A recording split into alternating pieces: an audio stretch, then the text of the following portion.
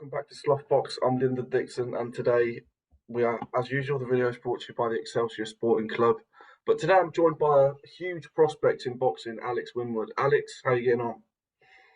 Yeah, not bad. Thanks for having us, mate. Yeah, no worries, mate. I want to take it right back to the start. Tell me the start of the story. How did you initially get into boxing? Yeah, so um, pretty much through high school, there was a couple of boxing classes getting run out of there, and attended a few. And then before I knew it, I went to the actual boxing club after school and started an amateur career a few months later, and boxed amateur for maybe nine, I think it was 8 or 9 years. Been to the Olympics, Commonwealth Games, couple of World Championships, and now I'm on the professional scene. Mate, you mentioned those amateur times and what you did and won at the amateur level. Talk to me a little bit more about that because some fighters hate the amateurs. They can't wait to turn pro because of styles and things like that. But you seem to make the most of it. Talk to me about that time. Yeah, as you said, about styles and being professional. My style didn't suit the amateurs, but I pretty much, it was always my dream to go to the Olympics and hopefully win a gold medal. Fell short of that, but um, yeah, I just enjoyed the process and being on a national team and things like that for a long time. And it's kind of like being in school in a way, going away with your friends and that for a week, 2 weeks at a time. So yeah, I really enjoyed the amateurs, and even though my style didn't really suit it, I just made the best out of it and tried to take it as far as I could. But I've adapted a lot better in the professionals. Mm. You mentioned going around the world with your mates at that age. Talk to me about some of the craziest places you've boxed because that's the thing. You go here, there, and everywhere, nearly every week around the planet. Where have you boxed Yeah. that just is a bit out of the world?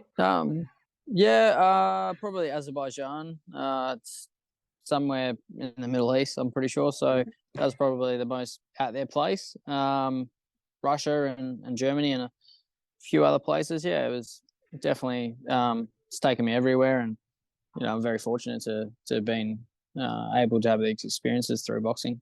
Mm. But you mentioned that yourself. You've turned over now. You're 3-0, but you only get the debut once. Talk to me about the debut. It was in Northbridge, Australia, so at home. Talk to me about how that went. Yeah, it was very special. Perth's not really huge for boxing, so and the only boxing card that's ran out of there is Thunderdome. So got to headline that on my debut, and was booked in for 6 rounds, and I think we went three, I believe. Yeah, I'm pretty sure went to the third, and I won by stoppage against a little tough opponent. Actually, came to fight, and yeah, it was exciting. Very different to the amateurs. Like even the lead up, the night, weighing the day before, things like that, and the atmosphere, and also not wearing red or blue. So yeah, it was awesome. I really enjoyed it and soaked in the moment and cherished it. Mm. But fast forward to now, you turned over last year, but fast forward to now, you're 3-0, two knockouts. Talk to me a bit about the journey and the ups and downs because you're moving fast. Yeah, yeah. So I got to have my debut November last year, I believe. Try to back it up with a December fight, didn't happen. And then that fight was meant to have in December. We ended up having in I think March of this year against an Indonesian, Tibo Manabisa. He was world rated. We fought for a WBC international title, Mm. light fly. I beat him stopped him in the fourth round, I think. He had a lot of accolades to his name at that point. He was the former WBC flyweight international champion, and he won an IBO world title. So to finish him in four was, it was pretty hectic. And then, yeah, straight after that, we got back into training and looked to take on the Nicaraguan. And then he was world rated number 5 of a WBC at minimum weight, so he moved down a weight class, and he also had the international title down there. So we took him on, and light fly international champ versus the minimum weight international champ. It was a great scrap. We went 10 rounds, and yeah, he put me through the paces, and it was great. Mm. But that's the thing. You are moving so fast. It just makes me wonder myself. What's the plan next? Because in 3 fights, you've picked up 2 belts. Your first three Yeah, fights as well. So, what is the yeah. plan moving forward? Pretty much just to take on whoever's above us.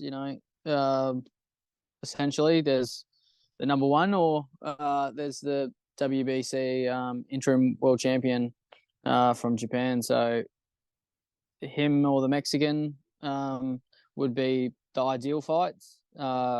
If we can get a world title eliminated, that'd be fantastic. That's essentially where we want to be. But we just got to kind of liaise with their teams and see if we can make these fights happen. I just want to have good fights essentially, and definitely win them. That's the main goal behind it all. But yeah, like I want to challenge myself, and these are the guys that I've proven myself to be able to handle, and have good fights. Like there's a lot of boxing that people are kind of over experienced compared to their opponent's counterpart and things like that. Especially coming out of the amateurs, you see it all the time. Like you got really good amateurs that have won gold medals, and they're fighting taxi drivers, and I'm not about that. No. I want to have fair, even fights. I've come off fighting on a world stage of an amateur pedigree, and I want to get straight to that in the professionals. And I've found myself in these waters, and yeah, I'm happy to be here. Well, you found yourself in those waters. You're swimming. I just wondered though, what's the ambition? Because you mentioned how you want to move fast and you don't want the taxi drivers or the tin cans. You want the people who are at your level or above it. You're aiming for that. Yep. Talk to me about the aspirations in the sport, because 3 fights in, you look like you're only a couple fights away from a world title. What is the dream once you've got that? Um, yeah, I'm world rated number 2 by the WBC at the moment, and I'm not going to settle for that. I want to be the world champion, and um, you know, ideally to have a lot of defenses, and then hopefully unify across the minimum weight category, and you know down the track, if need be, move up and do the same through as many times as repeat as possible. But Mm. yeah, like I've just want to set the bar really high for myself, and yeah, and I feel like I am already doing that. But one of the things as well was, like, Australia, we have a former boxer, Jeff Fennick, is an Australian boxing icon. He won an IBF world title in 7 fights, and that's like the fastest Australian to win a world title. So I feel like I've put myself in a position where I could do it faster than that, and hopefully put my name in the Australian Hall of Fame in the record books. So that's something that could be done, and I'd love to do that. So that's one goal that's probably nearsighted, and then the long term goal is to unify across the division, Mm. and hopefully eventually move up and do the same through light fly and flyweight. Mm. Well, moving on from yourself a little bit, a huge fight that happened just last weekend, Spence Crawford. I mean, I'm not sure many could have predicted it to go that way. In my opinion, well, it was a one-sided beatdown from Crawford. First of all, what did you think to the fight? And secondly, do you think that boxing's now in a better place with fights like that? Oh yeah, the boxing definitely in a better place with fights like that. Um, they've paid it forward to the next generation to keep credibility in this sport.